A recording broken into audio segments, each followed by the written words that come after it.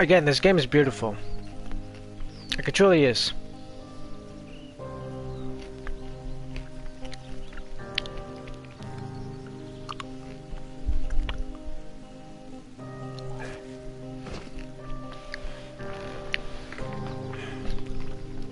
I gotta remember some of the choices I made.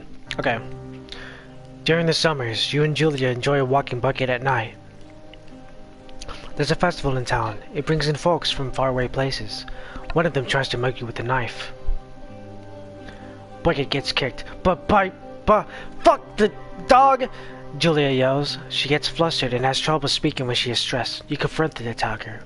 And I picked you scare him away, cause, yeah. You reach into your pocket like you've got a gun and threaten to kill him. You manage to scare all three of you. He runs away. Julia asks to take a different path from that day forward. You say okay. You don't want to go that way either. From then on, you walk by the river. 1984. Plans to have kids gets waylaid by work. I still can't say waylaid. Goddamn. Julia gets offered a job at Yale. Yale is in Connecticut, 2,000 miles away. It's a great job. Associate department chair. She wants to move. You absolutely do not. And what the hell is this audio? What the hell? Is that the game? Okay. Yeah, I think it's the game. Goddamn. You absolutely do not.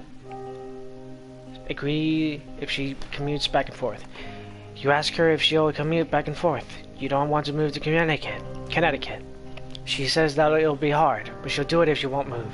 You tell her not to pass it up if it's what she wants. She agrees. She flies back to Boulder 3 times each semester. 1985. Julia is sent home from Yale on paid leave after having an episode. She lost it on a colleague for borrowing books that were important to her research. She didn't remember she had happily loaned them to him just 2 days prior. She was found crying in the stairwell. You say... Yeah, you say that maybe you guys should talk to someone about it. After seeing multiple doctors and having many tests, they are worried that Julia might be suffering from early onset dementia. She is 41. You both decide to keep it a secret for now. And here we go with the art that my beautiful Julia made.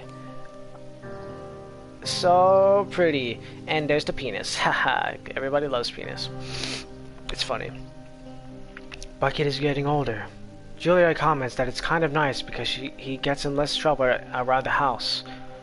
A week later, she goes back to the university. 1987. Julia's affliction gets worse. She can't remember things in class. Her research is in shambles. She drives her car to the next town over for no particular reason and has to be brought home by the police. She is devastated. She is sent home on permanent medical leave. Some days you get the Julia who calls you a dope and your unborn children little idiots. Other days you get a stranger. She pulls you into bed to make love. After 5 minutes, she goes into a panic, believing her dad is at the door. You tell her family. They are crushed and begin to make trips to and from their home in Australia to visit her. For a while, your friends come by with little things to brighten the day. She gets worse. 1988. You spend your days following Julia around the house. You count the seconds between the 2 weekly visits from Daniel, the nurse. He suggests that Julia could live somewhere else, somewhere with 24-hour care, a home. Assist with you for a couple months. You decide to move her into a full-time care facility. I'm gonna be honest. This is better. This is better. It's a better choice. It's more responsible and less selfish. Again, this game is beautiful. It doesn't sacrifice any... Well, except for that. We don't talk about that. If the stream cuts off again, I'm sorry for that. It's just my internet. I hate that. It sucks right now, especially at the end of the month. But hey, at least we're getting 2 new PlayStation games announced tomorrow, I think. Probably, if PlayStation Grenade hasn't already done it. Could I fall off? I can't, anyways. Oh, hi.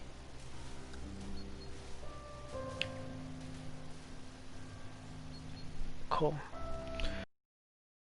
With your decision. You find a fantastic place in Boulder and move her there. You see her every day, and every other day. You go out to the bar with your old friends. It's not the same. You get the feeling that every wife tells her husband, if you ever put me in a home like Karen did, I will cut your balls off. You slowly decide to not see your old friends that much. Damn. Readjust the mic. 1989. Julia's sister Susan moves to Boulder to be close to her. She visits her every day.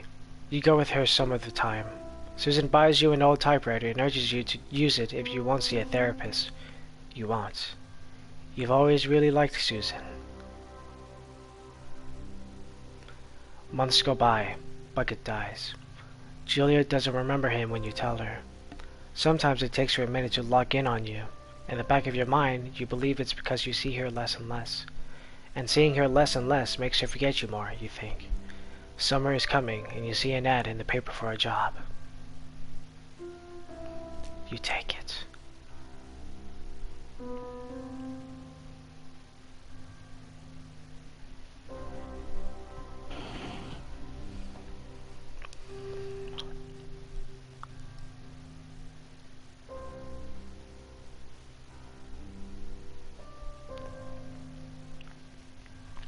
Soundtracks are always so good in video games, most of the time. But like, yeah. Enter the lookout tower.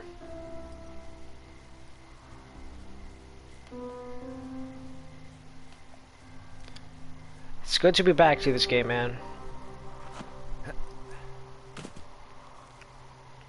How fit is this guy? I don't know. Seems kind of short. Jump, hop over. Okay. It's lagging a little bit. I don't know. Maybe it's my PS4.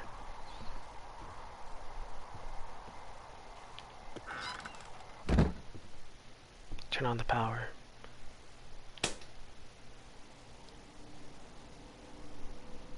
Hello, Two Forks Tower.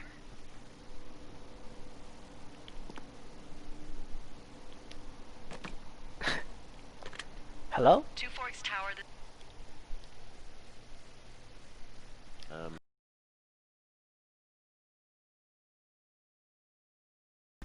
Delilah. Yeah, that's what the guy said on the phone. So, what's wrong with you? What's wrong with you? That's a great idea. Go ahead. Look, I just hiked for 2 days, so I don't really follow whatever.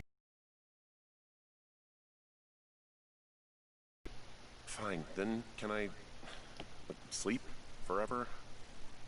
Sure, buddy. Okay, now go ahead.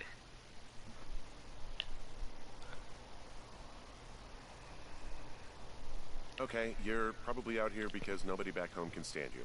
Which, after this brief introduction, is not a big shock. Ouch. I'll chalk that up to you being tired and grumpy. Well, I'd better get some sleep then. One sec. Now it's my turn. Okay, good night, bye. Let's see. I don't know anything about you. I say you got fired from your job and have finally decided to write your novel. That's the sort of bullshit reason you'll find a man out in the woods. Good night. Welcome to the job.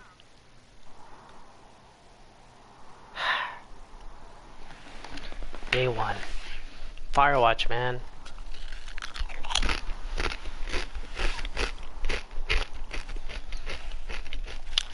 The chips are so good.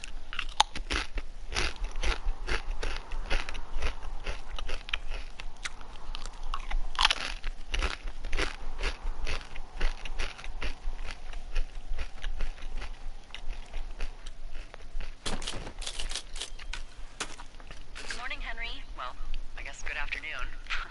You probably slept like a rock. Anyway, there's still a few hours of daylight to get some work in. I can see you at your desk, so call me when you're ready. Hey, sorry, guess I slept in. You got a relaxing, what, 14 hours of sleep? Whew. Yeah, Jesus, I guess it's what, 6? 6:45. Whoops. Chlor Don't worry tox. about it. That hike puts everyone out of commission for a day or two. But now that you're up, let me quickly get you acquainted with the job. There's a thing in the middle of your room with a round map on it. Do you see it? Okay, yeah, I see it. This is the Osborne Firefinder, invented in 1914 by W.B. Osborne? You use this to spot, you guessed it, What the fuck? What is it? Nothing. You use this to... Oh, fuck me! Good God, language, lady. Out your west-facing window. Are you seeing what I'm seeing? Are those fucking fireworks?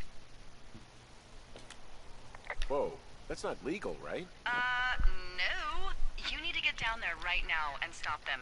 Fire danger is through the fucking roof. Is that really my job?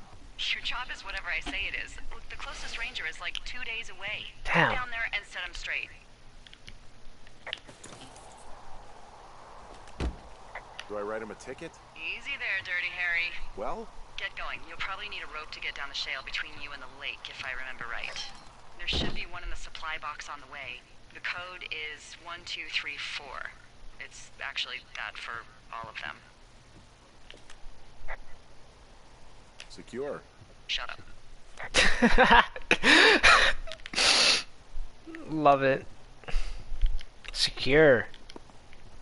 Dude, hydro flasks!